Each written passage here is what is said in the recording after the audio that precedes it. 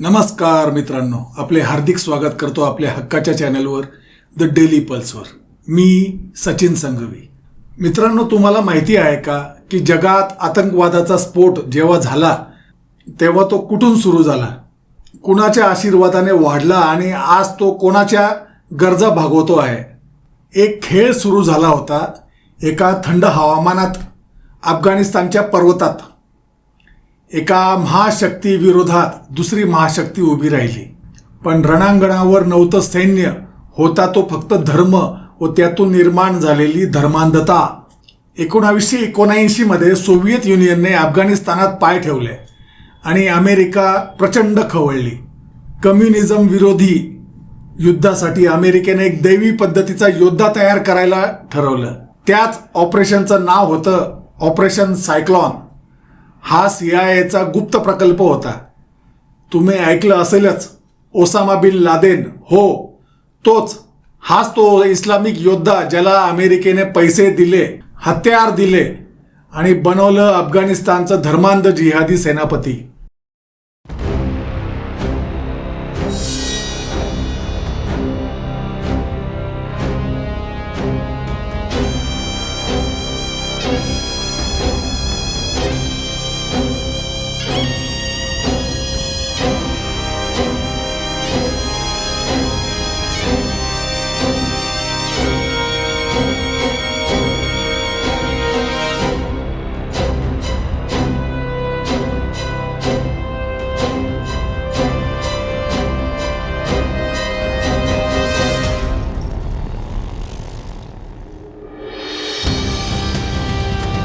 पण या सगळ्यांचं महत्त्वाचं केंद्र होतं पाकिस्तान.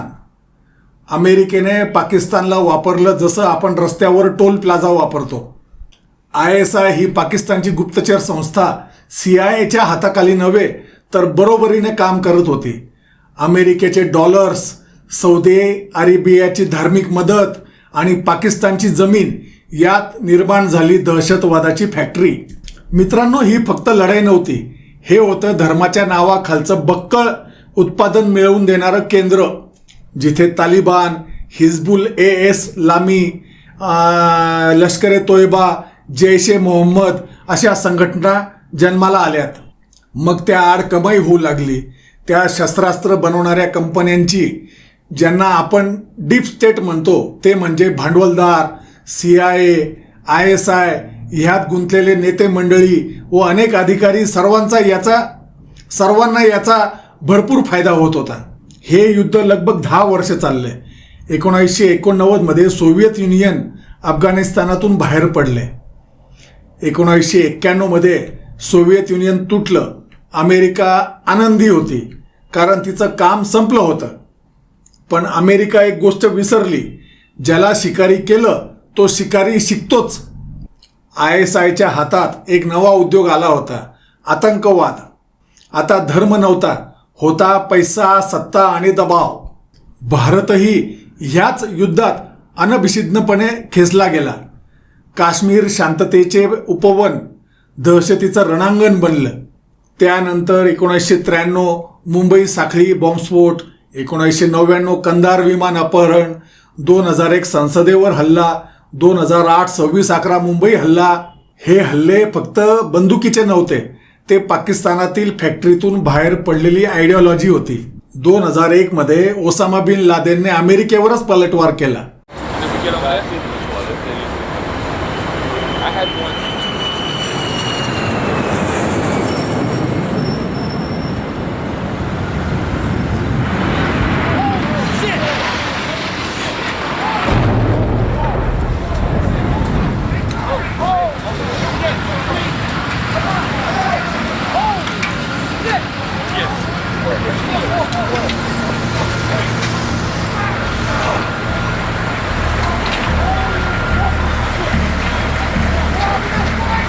नऊ 11चा हल्ला केला. जगाच्या इतिहासातील सर्वात भीषण घटना. 2996 लोक त्यात मरण पावले होते. अमेरिका स्वतः हादरली आणि आता तीच परत अफगाणिस्तानात उतरली, जिचं एकेकाळचं जे प्रॉक्सी रणांगण होतं. मग दहशतवादही काळानुसार अपग्रेड होत गेला. ISIS ही नवीन ब्रँडेड आतंकवादी संघटना निर्माण झाली.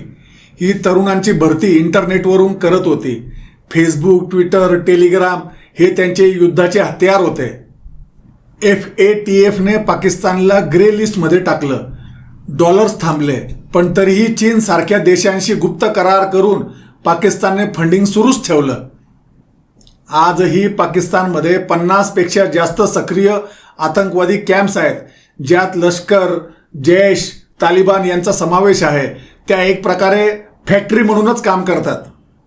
2016 उरी हल्ला, भारताची सर्जिकल स्ट्राईक, 2019 पुलवामा हल्ला, मग बालाकोट एअर स्ट्राईक. आजही आतंकवाद एक इंडस्ट्री आहे, जिथे धर्म हे मास्क आहे, सत्ता, पैसा आणि भय हे मुख्य उत्पादन आहे. प्रश्न फक्त एकच, ही फॅक्टरी बंद होणार कधी? की अजून ती जागतिक व्यापार बनून सगळ्या देशांना विकली जाणार? यात प्रचंड प्रमाणात आर्थिक फायदा होऊ लागला. मग या फॅक्टरीमधून मिळणारा फायदा बघून अनेक रॅडिकल ग्रुप जगात तयार होऊ लागले. मग भारतातील पण ते धर्मांध रॅडिकल ग्रुप का मागे राहतील? भारतात पण मग हिंदू मुस्लिम वाद जो आधी फक्त काही विशिष्ट लोकांमध्ये किंवा लोकांद्वारे, कुजबूज गँगद्वारे सुप्तपणे पसरवला जात होता, तो मग सत्तेच्या मदतीने उघड उघड बोलू लागलेत. हे युद्ध बंदुकांचं नाही, हे युद्ध विचारांचं आहे. जिंकायचं असेल तर लोकांनी जागं व्हावं लागेल, कारण आतंकवाद ही कल्पना आहे, ती फक्त गोळ्यांनी नाही मरत. आपणास काय वाटते ते नक्कीच सांगा. व्हिडिओला जास्तीत जास्त शेअर करा, कारण नवीन पिढीला हा आतंकवादाचा खरा चेहरा कळला पाहिजे. कारण आपलं मुख्य उद्देश फक्त प्रबोधन हेच आहे, जे आपल्या हातात आहे. सबस्क्राईब केले नसेल तर नक्की सबस्क्राईब करा. नमस्कार, मी सचिन संघवी.